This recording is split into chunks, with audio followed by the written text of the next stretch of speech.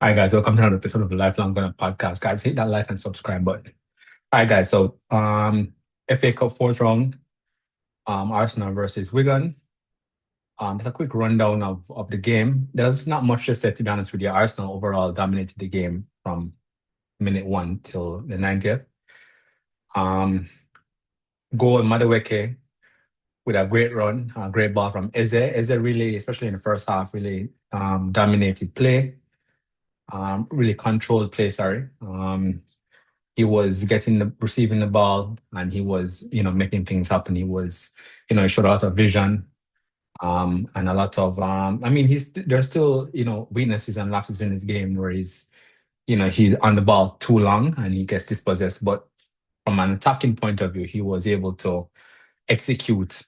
He was given the space. I mean, it's lower quality opposition as well, so he has more space, more time, and consequently, and what I've seen from this game as well is that Madueke, as we've seen at Crystal Palace, does really well when there is runners. So Ismail Assar, um, Mateta, Munoz, players that are willing to make those runs. And where there's multiple people running, even more so, there's a lot of options, right? For them to find. Um, and this game really highlighted that. I don't think he thrives very, very good on like those the short passes, tiki taka. Though he has that in his game, he's more of that person that and I guess when Mesut Ozil was at Real Madrid, and it was there's Benzema, there's Kaká, there's Cristiano Ronaldo, Gonzalo Higuain, all these players, and they're making runs constantly, constantly making runs. And his assist numbers were extremely high. It's kind of like that. Not to compare Eze with Ozil. Um, and that's not to say that Eze is a bad player. All right, guys. Anyway, so goal number two, Martinelli with another good run. Another great ball by Eze. Um, and this is where I was like, yo, Eze needs runners. So whenever you play Eze, if you really want to see the best, it might be a sensible thing to play him in a team where Madueke and both Madueke and Martinelli are in it. Because that's where he shines the most. All right, third goal, Arsenal's 12th man, own goal. Um, Good little 1-2 between Madueke and Saka, connecting well, 3-0. Um, 25th minute, it was just waves and waves and waves and waves and waves and waves of attack, guys. Um, and then we have the fourth goal coming in the 27th minute.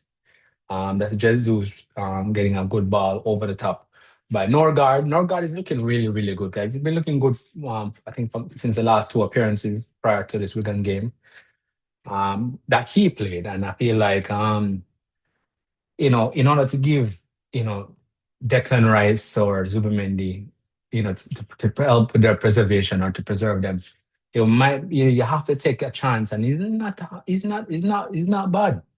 Like I would really, obviously you have to look at the game state, but I would really consider giving this guy more minutes because it can't hurt us. Again, look at the game state, but I think that this guy has the quality. His passing, he showed us a lot more of his game in the last couple of games that he's played. A lot of the trickery, a lot of the needle passes, a lot of the overhead, is dynamic, is how dynamic he is, and also his defending. He's quite sensible. He knows how to defend. He knows how to. I wouldn't be surprised if his stats on this position without foul is really high because he seems to be able to tackle players without falling for the most part. Though I think he fouled a player today, but that was a pace issue. But for the most part, he positions himself not to be vulnerable on the defensive portion of the game. Hi guys. And then in the second half, we just dominated straight through to the 90. So yeah, so overall, I would say, that was a great outing. It's good to get back on track to have a nice game like this. It's also absolutely whenever Arsenal plays any of those old games. I remember when Wigan was in the English Premier League. I always forward to games like Blackburn, Bolton, Portsmouth, Wigan, because I remember, not Southampton, but Sunderland, um, Charlton, because I remember when I was growing up, these teams were the teams that we used to come up against week in, week out in the Premier League. But anyways, guys, 4-0, FA Cup, fourth round, through to the next round. Things are looking good, not as good as they could after that Brentford result, but it could be a lot worse, guys.